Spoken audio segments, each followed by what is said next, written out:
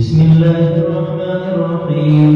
الحمد لله رب العالمين، والصلاة والسلام على سيد الأنبياء والمرسلين وعلى آله وصحبه أجمعين. أما بعد، فإن أصدق الحديث كتاب الله، وأحسن الهدي هدي محمد صلى الله عليه وسلم، وخير الأمور عوازمها، وشر الأمور محدثاتها، وكل محدثة بدعة، وكل بدعة ضلالة، وكل ضلالة في النار.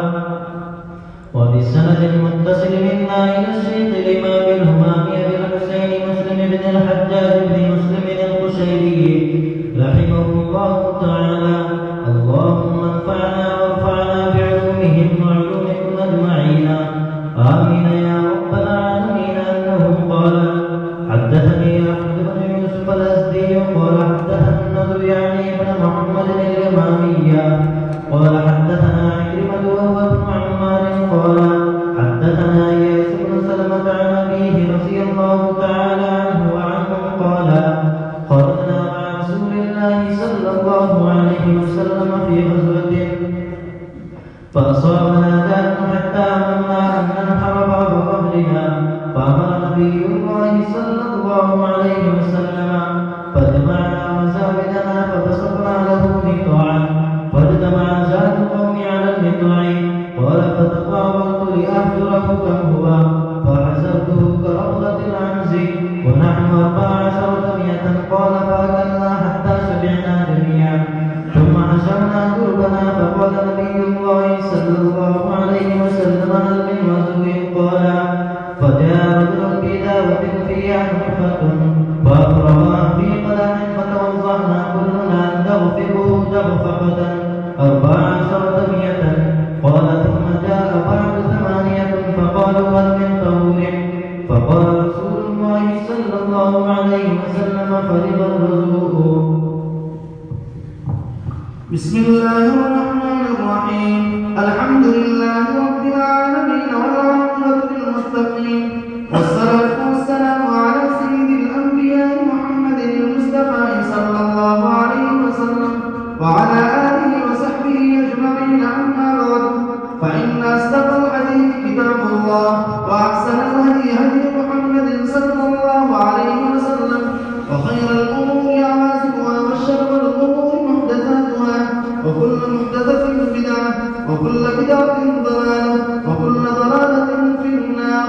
وبالسند المتصل منا إلى الشيخ الإمام الهمام أبي الحسين مسلم بن الحجاج بن مسلم القشيري رحمه الله تعالى: اللهم انفعنا وارفعنا بعلومه وعلومكم أجمعين، آمين يا رب العالمين. أنه قال: وبه قال حدثني أحمد بن يوسف الأزدي قال حدثنا النضر يعني بن محمد اليمامي قال حدثنا عكرمة وابن عمار قال حدثنا إياس بن سلمة عن أبيه رضي الله تعالى عنه أنه قال: خرجنا مع رسول الله صلى الله عليه وسلم في غزوة فأصابنا جهد حتى هممنا أن ننحر بعض ظهرنا، فأمر نبي الله صلى الله عليه وسلم فجمعنا مزابلنا فبسطنا له النزاع، فاجتمع زاد القوم على النزاع. قال: فتداولت لأحزره كم وفحذته كردة العنز، ونحن 1400. قال: فأكلنا حتى شبعنا جميعا، ثم حشرنا جنوبنا. فقال نبي الله صلى الله عليه وسلم: هل من وضوء؟ قال: فجاء رجل بدابة فيها نطفة فأفرغها في قدح، فتوضأنا كلنا نغفره دغفقة 1400. قال: ثم جاء بعد 8 فقالوا: هل من طهور؟ فقال رسول الله صلى الله عليه وسلم: فرغ الوضوء. بسم الله الرحمن الرحيم. وبه قال حدثني أحمد بن يوسف الأزدي قال حدثنا النضر يعني بن محمد اليمامي قال حدثنا عكرمة وهو ابن عمار قال حدثنا إياس بن سلمة عن أبيه رضي الله تعالى عنه وعنه قال: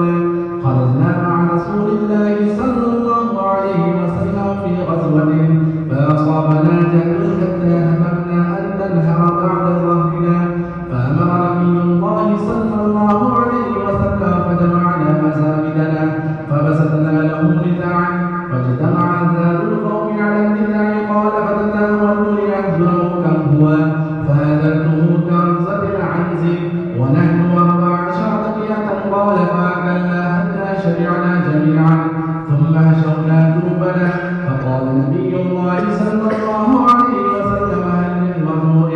قال فجاء رجل في إداوة فيها نطفة فأفرغها في قدح فتوزعنا كلنا ندغفره دغفقة 14 مئة.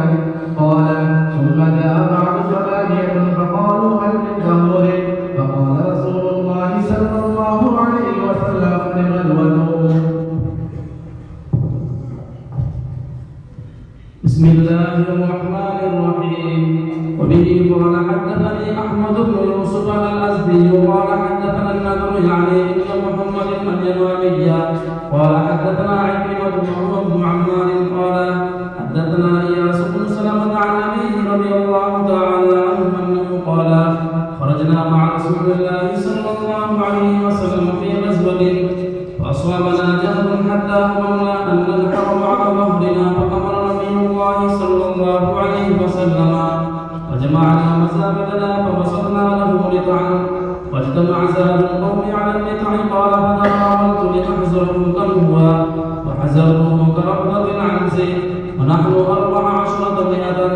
قال فأكلنا حتى شبعنا جميعا ثم حشرنا جنوبنا فقال نبي الله صلى الله عليه وسلم هل من وضوء؟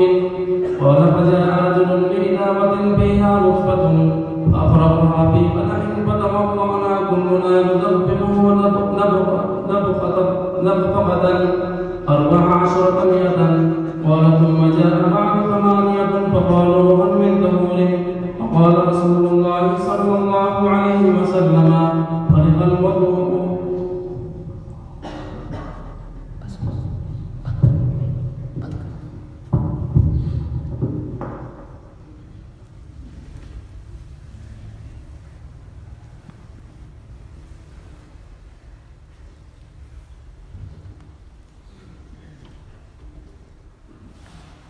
الحمد لله رب العالمين. أشهد أن لا إله إلا الله وحده لا شريك له وأشهد أن سيدنا ومولانا محمدا عبده ورسوله صلى الله تبارك وتعالى عليه وعلى آله وأصحابه وذرياته أجمعين. أما بعد فبالسند المتصل منا إلى الشيخ الإمام الهمام مسلم بن الحجاج القشيري النيسابوري رحمه الله تعالى أنه قال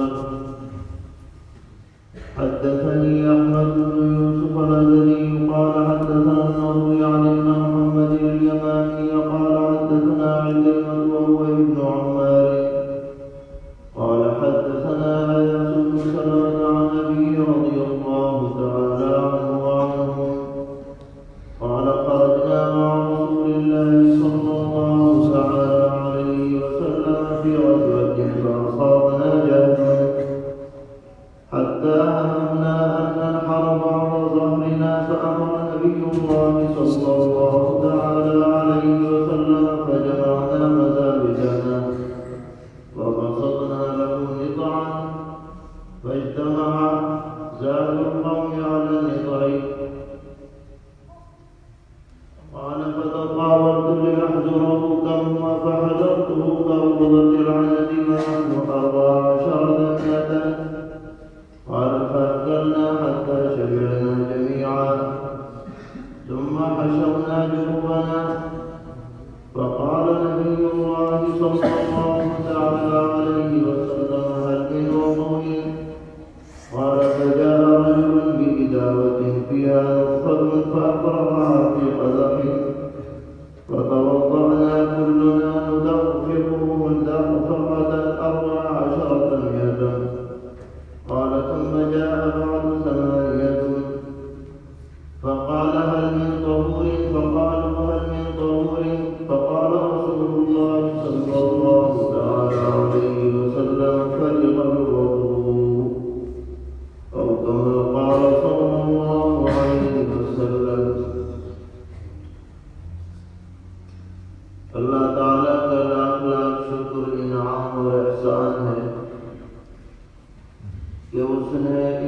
مقدس مبارک کتاب کو نصاب تک پہنچانے کی توفیق عطا فرمائے۔ جو روایت اس وقت آپ کے سامنے پڑھی گئی ہے یہ دوسری جلد کا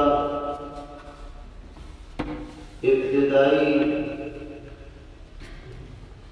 گویا تہائی حصہ ہے۔ ابھی 2/3 سے زائد کتاب باقی۔ کوئی یہ نہ سمجھے کہ کتاب ہم نے مکمل پڑھ لی، بلکہ ابھی نصاب تک پہنچی ہے، اور ہونا ہی چاہیے کہ اس طرح کی جو کتابیں صرف نصاب تک پڑھائی جاتی ہیں اس کے بقیہ حصے پر بھی حسب موقع نظر پڑ جانی چاہیے۔ انشاءاللہ اگر آپ اس پر نظر ڈال لیں گے تو اگلی زندگی میں آپ کے لیے اس وقت کا مطالعہ مفید ہوگا اور دیگر کتابوں کو بھی سمجھنے میں یاد کرنے میں مدد حاصل ہوگی۔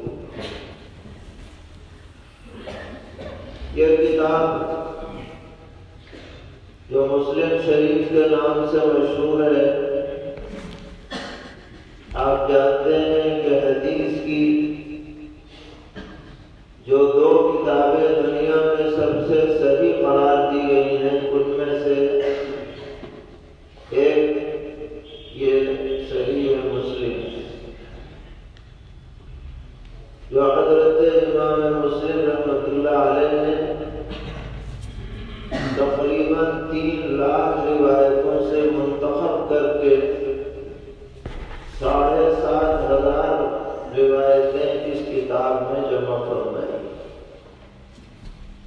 اور آپ کو حضرات اساتذہ نے بتایا ہوگا کہ اس نے ترتیب کے اعتبار سے مسلم شریف کو حدیث کی سبھی کتابوں میں ممتاز حیثیت حاصل،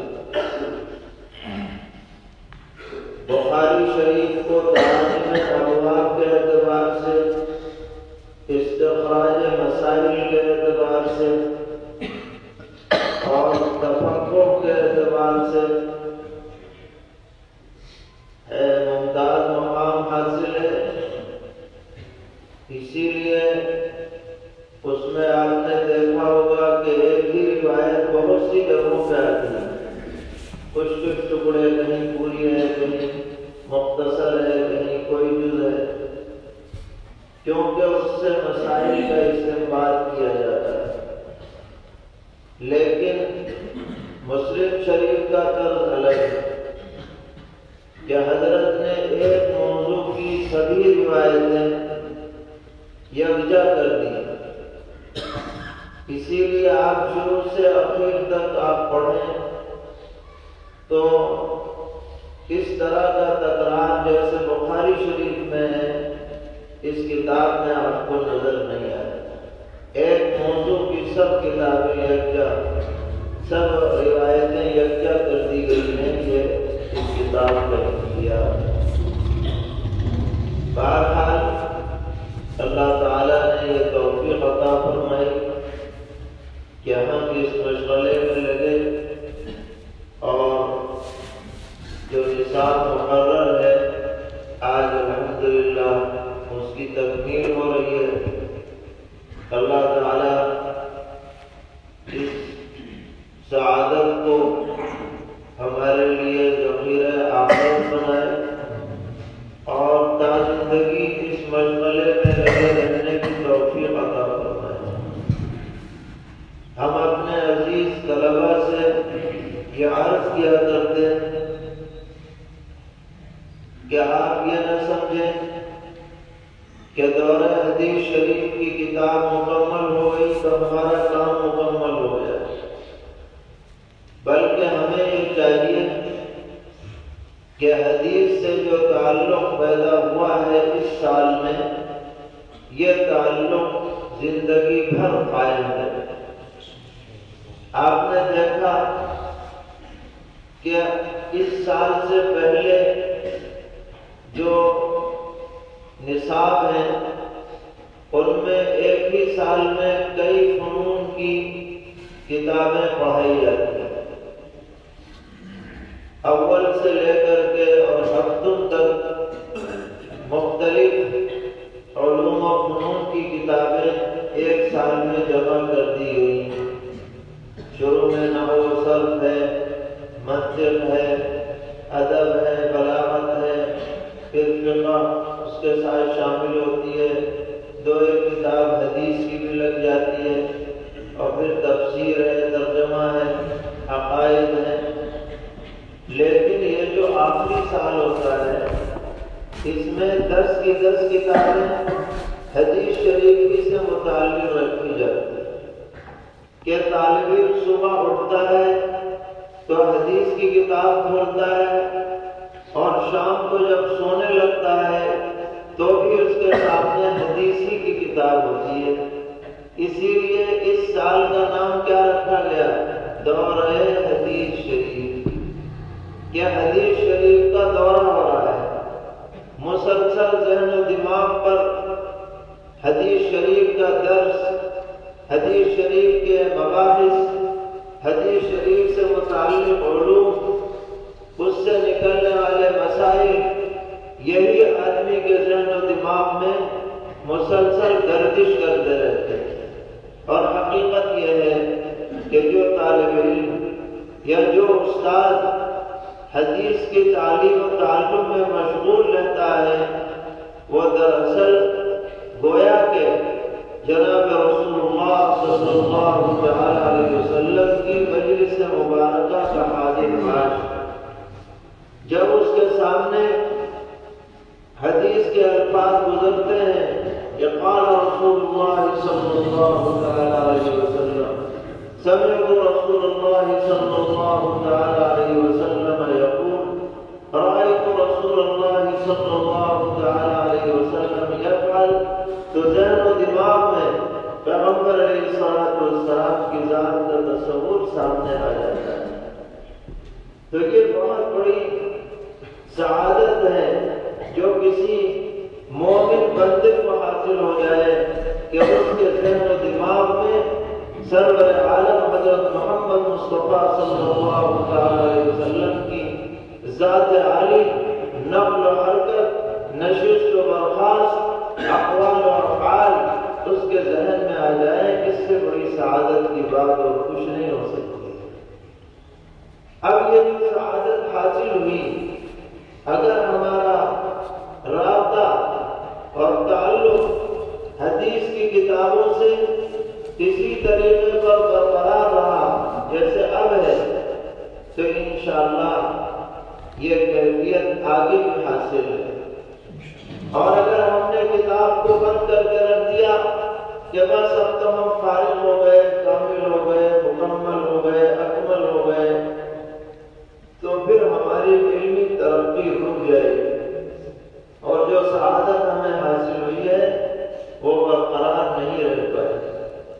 اس لیے ہم یہ عزم اور ارادہ کریں کہ جیسے اب تک ہم نے احادیث شریفہ میں اشتغال کی سعادت حاصل کی ہے، ہم آئندہ بھی اس سلسلے کو جاری رکھیں اور اس کے لیے کوئی بھی کتاب ہو حدیث کی روزانہ اس کا 1 صفحہ 2 صفحہ پڑھ لیا جائے باقاعدہ اور اس کو سمجھنے کی کوشش کر لی جائے، کم سے کم اتنا ہو کہ جو اس کے حواشی ہیں اس پر نظر پڑ جائے، کوئی مشکل لفظ آ جائے تو اس کو سمجھ لیا جائے، تو چاہے آپ کو حدیث پڑھانے کا موقع ملے نہ ملے، حدیث کی برکت آپ کو ضرور حاصل ہے۔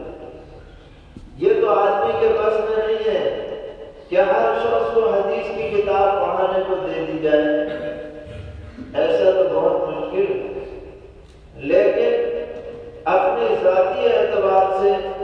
حدیث سے اشتغال اس میں کوئی چیز مانے نہیں. اگر ہم چاہیں گے تو ہم یہ سعادت برابر اپنے لیے برقرار رکھ سکتے ہیں. اللہ تعالی ہم سب کو توفیق عطا فرمائے. آدمی ہمت کرتا ہے تو اللہ تعالیٰ کی مدد آتی ہے. ہمت میں مرنا مدد خدا. ہم ہمت کریں گے تو انشاءاللہ راستے کھلیں گے اور اللہ تعالیٰ کی نصرت ہمارے ساتھ ہوگی. آپ نے یہ بھی پڑھا ہوگا کہ مسلم شریف میں حضرت نے احادیث کو جمع فرما دی لیکن اپنی طرف سے کوئی عنوان کسی بھی حدیث کا عائد نہیں کیا. پڑھا یا نہیں پڑھا؟ البتہ بعض شارحین نے احادیث کو سامنے رکھ کر اپنے انداز میں عنوانات لگا دیے ہیں جیسے یہاں بھی لگے ہیں. یہی وجہ ہے کہ یہ عنوانات اندر کتاب میں نہیں لگائے گئے، حاشیے پہ لگائے گئے. ورنہ تو بقیہ سب کتابوں میں اندر. ترمذی میں آپ نے پڑھا بتائیے اندر ہے، ابن ماجہ میں اندر ہے، نسائی میں اندر ہے، بخاری میں تو ہے. مگر مسلم شریف میں سب عنوانات کہاں لگائے ہیں؟ حاشیے پہ. اس احتیاط کی بنیاد پر کہ یہ مصنف کا عمل نہیں ہے بلکہ یہ شارحین کا اور محشیان کا عمل ہے. اب بعض جگہ وہ مطابق ہو بھی سکتا ہے، بعض جگہ اس میں آگے پیچھے بھی ہو گیا ہے، ایسا بھی ہے. اور کہا یہ جاتا ہے کہ یہ کتاب تکمیل سے پہلے ہی اور اپنی آخری شکل دیے جانے سے پہلے ہی حضرت امام مسلم رحمۃ اللہ علیہ کی وفات کا واقعہ پیش آ گیا. آپ کے سیرت نگاروں نے لکھا ہے کہ ایک مجلس میں آپ سے ایک روایت پوچھی، وہ اس وقت آپ کے ذہن میں نہیں تھی. آپ فوراً وہاں سے اٹھ کر گھر تشریف لائے. شام کا وقت تھا. گھر والوں سے کہا چراغ لاؤ. چراغ لایا گیا اور آپ نے اپنے ذخیرہ حدیث سے وہ روایت تلاش کرنی شروع کی جو لکھے ہوئے. کہا جاتا ہے کہ 220 اساتذہ سے آپ نے علم حاصل کیا اور احادیث لکھی اور جمع کی. تلاش کرتے رہے. اسی درمیان میں ایک ٹوکرا لایا گیا کھجور کا، وہ آپ کے قریب رکھا گیا. آپ تلاش کرنے میں مشغول رہے اور ایک ایک کھجور کھاتے رہے تاکہ ٹوکرا پورا ختم ہو گیا. وہ روایت بھی مل گئی مگر وہ اتنا زیادہ اس وقت آپ نے نوش فرما لیا کھجور کو کہ یہی آپ کی وفات کا سبب بن گیا. تو حضرات علماء لکھتے ہیں کہ غالباً ابھی آپ کو نظر ثانی کرنی تھی اس کتاب پر، اس کا موقع نہیں مل سکا اور آپ اس دنیا سے رحلت فرما گئے. اسی لیے اس دوسری جلد کے آخر میں جو روایت ہے ایسا لگتا ہے کہ بیچ ہی میں وہ ختم ہو گئی. یعنی باقاعدہ اختتام جیسا کتاب کا ہوتا ہے ایسا نہیں. اللہ تعالی ہو سکتا ہے ایسا، ہو سکتا ہے نہ ہو، لیکن لوگوں کا یہ خیال ہے. یہاں جو روایت اس وقت آپ کے سامنے پڑھی گئی اس میں حضرت ایاس ابن سلمہ اپنے والد ماجد حضرت سلمہ ابن الاکوع رضی اللہ تعالی عنہ سے روایت فرماتے ہیں. اور یہ جو ہے حضرت سلمہ ابن الاکوع رضی اللہ تعالی عنہ یہ صحابہ میں بہت دیر تک دوڑنے والے صحابی، سپر فاسٹ، حضرت نے ان کو انعامات سے بھی نوازا ہے اسی بنیاد پر۔ ایک موقع پر انہوں نے بہت سے لٹیروں سے مقابلہ کیا، سب کو پیچھے کر دیا، ان کے سب سواریوں سے آگے نکل گئے اور اپنے تیر سے انہیں روک ڈالا۔ وہ تفصیل بھی کسی روایت میں آپ نے پڑھی ہوگی کتاب المغازی میں۔ تو بہرحال وہ روایت فرماتے ہیں کہ ایک جہاد کے سفر میں ہم لوگ نبی اکرم علیہ السلام کے ساتھ تھے اور راستے میں صورتحال یہ پیش آئی کہ کھانے پینے کی کمی پڑ گئی، کھانے پینے کی چیزوں کی فاصابنا جہد، فقر اور فاقے کی نوبت آ گئی، مشقت پیش آ گئی۔ 1400 صحابہ ہیں، اب 1400 صحابہ کے لیے کھانے پینے کا انتظام ایک بڑی بات ہے۔ بہرحال فرماتے ہیں کہ ہم نے یہ ارادہ کیا کہ بعض سواریوں کو ذبح کر کے اور کھانے کا انتظام کریں۔ اتنی بڑی تعداد کا پیٹ بھرنا یہ بڑا مسئلہ ہے، لیکن دوسری طرف یہ بھی خطرہ تھا کہ اگر سواریوں کو ذبح کر دیا جائے تو آگے کا سفر کیسے طے ہوگا، سواریاں کب ہو جائیں۔ تو نبی اکرم علیہ السلام نے حکم دیا کہ اپنے سب توشے دان مضامین یا تیزوات یعنی توشے، دونوں طرح کے نسخے ہیں، زیادہ صحیح نسخہ مضامین یعنی اپنے ناشتے دان لے آؤ گیا کہ آپ نے یہ فرمایا جس میں کھانا پینے کی چیز رکھی جاتی ہے۔ جب وہ سب لے آ گئے تو ہم نے دسترخوان بچھایا، نقاب چمڑے کا دسترخوان بچھایا گیا، اور جب بچھایا گیا تو جتنے بھی توشے جمع ہوئے تھے وہ سب دسترخوان پر الٹ دیے گئے۔ فاجتمع زاد القوم علی النصر۔ اب تنگی کا زمانہ تو تھا، یہ سارے توشے جمع ہو کے کتنے بنے؟ حضرت سلمہ رضی اللہ تعالیٰ عنہ فرماتے ہیں فتطاولت لیحضرہ، کم ہوا تو میں نے اوپر گردن اٹھا کے دیکھا کہ کتنا توشہ جمع ہوا، کہ اتنی بڑی تعداد ہے، سب کے لیے کافی بھی ہوگا کہ نہیں۔ اب جب دیکھا فحضرته كرملة العنز، اتنی جگہ میں وہ سمٹ گیا جیسے کہ ایک بکری بیٹھتی ہے چھوٹی سی جگہ، اتنے میں وہ سارا توشہ سمٹ گیا، بہت کم تھا دیکھنے میں۔ وَنَحْنُ 14 مِئَةً، اور ہم 1400 تھے،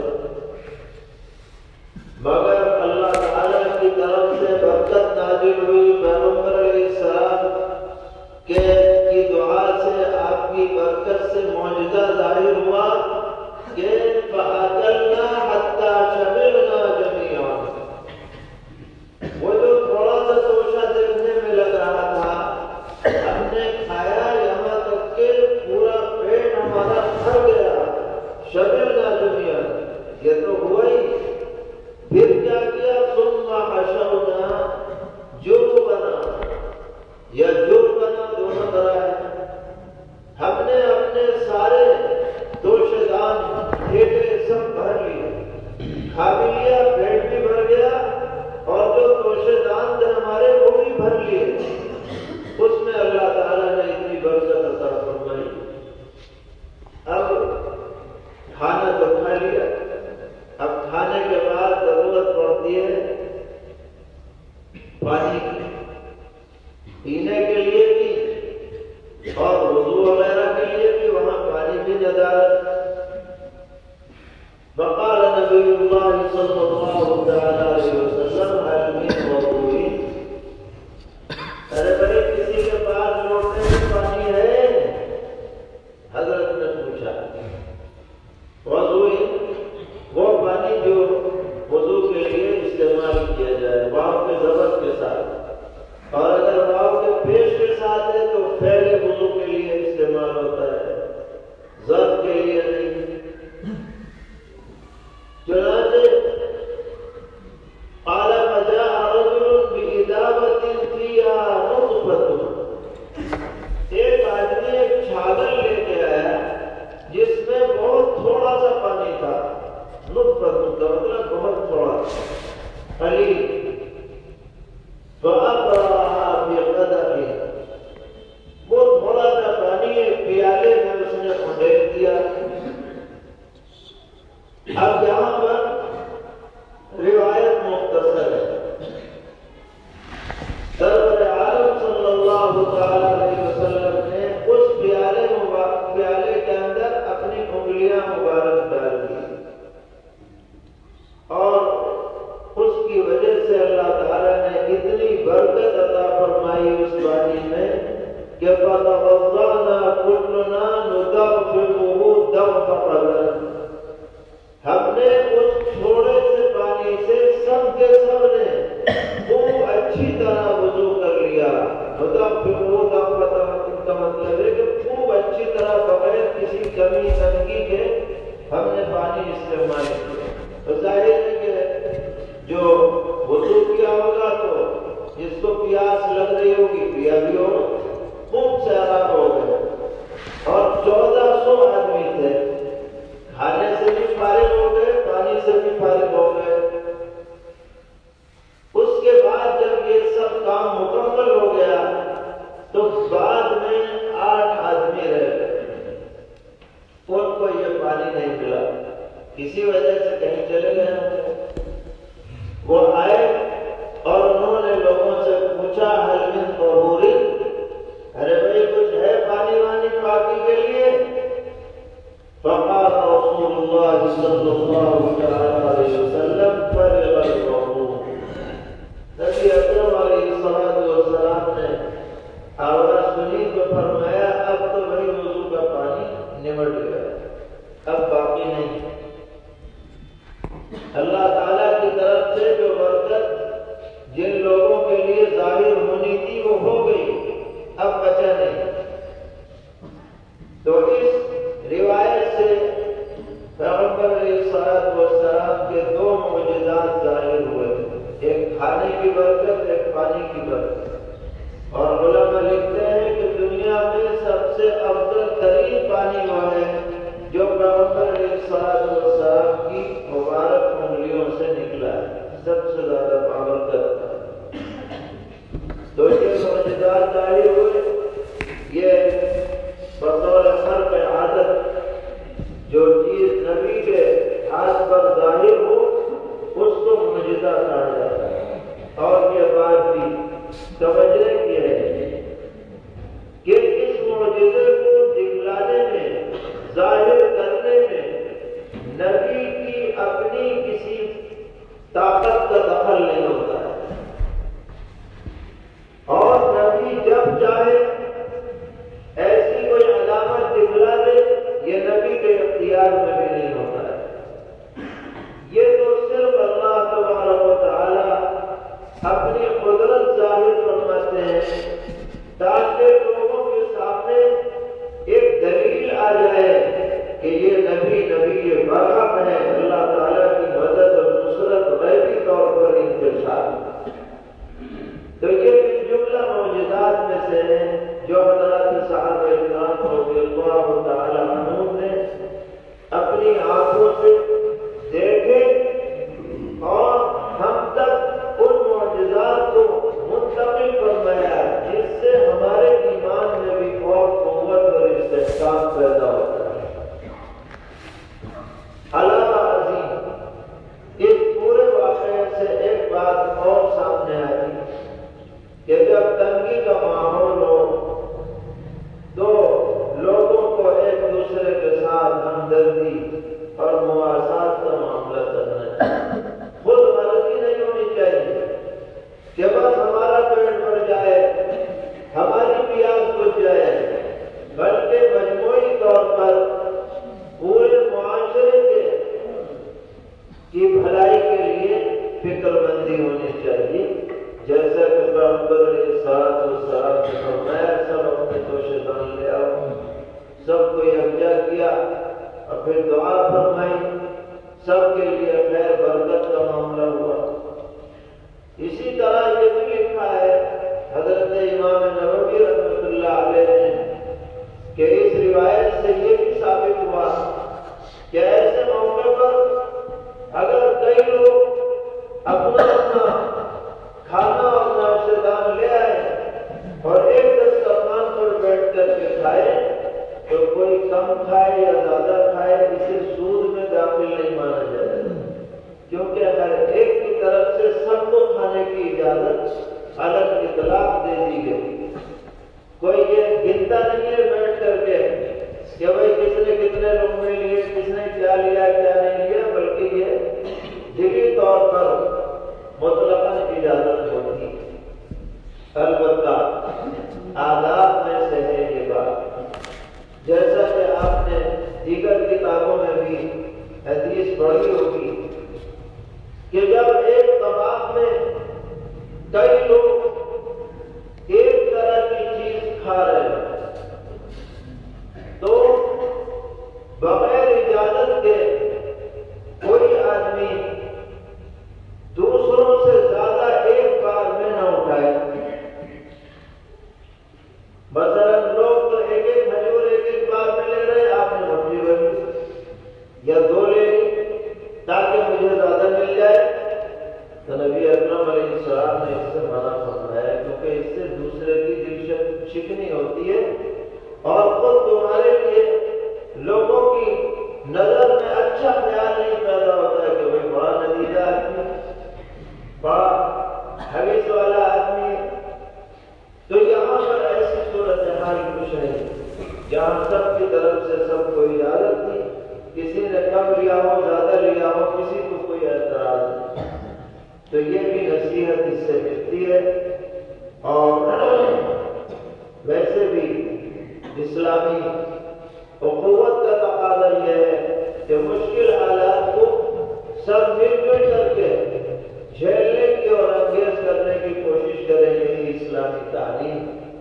اللہ تعالی ہم سب کو احادیث شریفہ کی ہدایات پر عمل کرنے کی توفیق عطا فرمائے، اپنے دین کی خدمت میں زندگی کے آخری سانس تک لگے رہنے کی سعادت سے بہربت فرمائے، اس ادارے کو ہر طرح کی خیر اور برکت سے مالا مال فرمائے، شرور و بدعت سے حفاظت فرمائے۔ وصلی اللہ تعالی علی خیر خلقہ محمد وآلہ وصحبہ اجمعین برحمتک یا ارحم الراحمین۔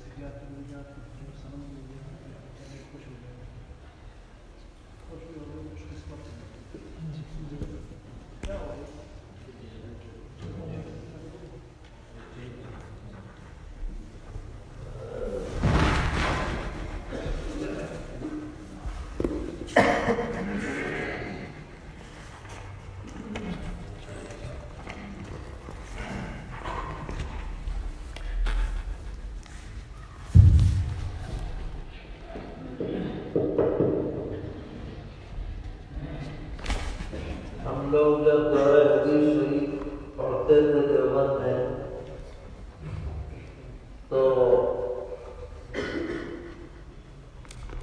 ایک مرتبہ فقیر الامت حضرت مولانا مفتی محمود حسن صاحب نور اللہ محمد سے درخواست کی کہ آپ بخاری شریف کے لسانی کا ایک درس جو پڑھائیں۔ ویسے تو وہ شیخ عبد الحق صاحب کے پاس تھا اللہ تعالی، خیر حضرت راضی ہو گئے اور عشاء کے بعد درس ہوتا تھا، دارالحدیث میں تشریف لائے تو کتاب الرقاق کی 2-3 حدیثیں پڑھی۔ جب سبق ہو گیا تو ہم لوگوں نے عرض کیا کہ حضرت اجازت، تو حضرت کے مزاج میں تو ذرافت تھی، فرمانے لگے ہاں جتنا پڑھا ہے اس کی اجازت۔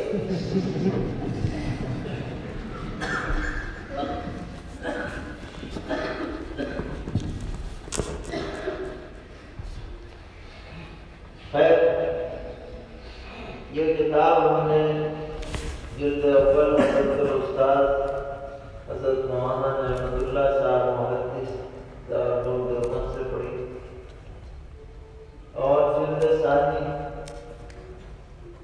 تقریباً 150 صفحے ہوئی ہوگی، یہ تو 81 میں پوری ہو رہی ہے، لیکن ہم لوگوں نے جو پڑھی تقریباً 150 صفحے ہوئی۔ حضرت علامہ مولانا قمر الدین صاحب دعوت برکاتہ،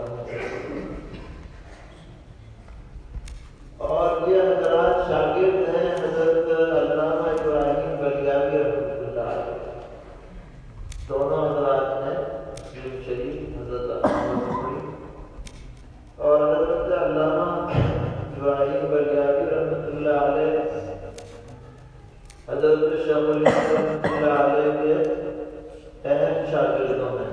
پھر اوپر کی سند حضرت نانوتوی رحمۃ اللہ علیہ، پھر حضرت مولانا شاہ عبد الغنی مجددی، آگے جو سند ہے وہ اپنی جگہ پر۔ تو آپ حضرات کو بھی ان دونوں اساتذہ سے مسلم شریف کی اجازت دی جاتی ہے۔ اللہ تعالیٰ اس سلسلے کو خیر، برکت، رحمت، ہدایت، عافیت کا ذریعہ بنائے۔ وصلی اللہ تعالیٰ علی خیر خلقہ محمد وآلہ وصحبہ اجمعین۔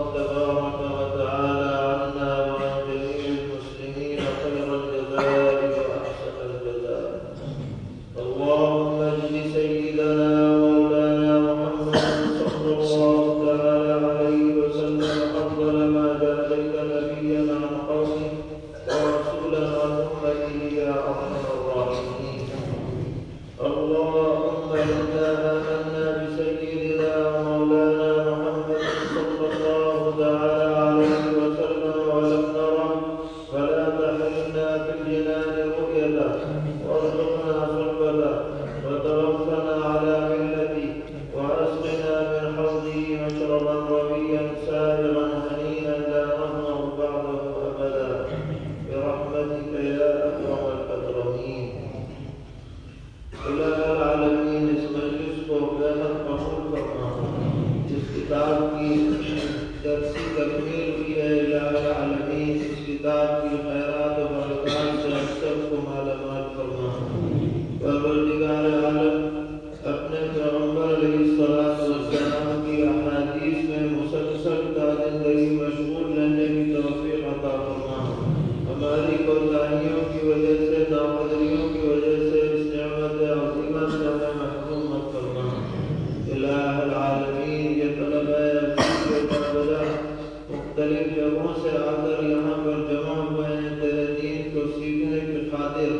الہ العالمین ان کی حاضری کو جمع ہونے کو قبول فرما، ان کو اپنے دین کی خدمت کے لیے قبول فرما۔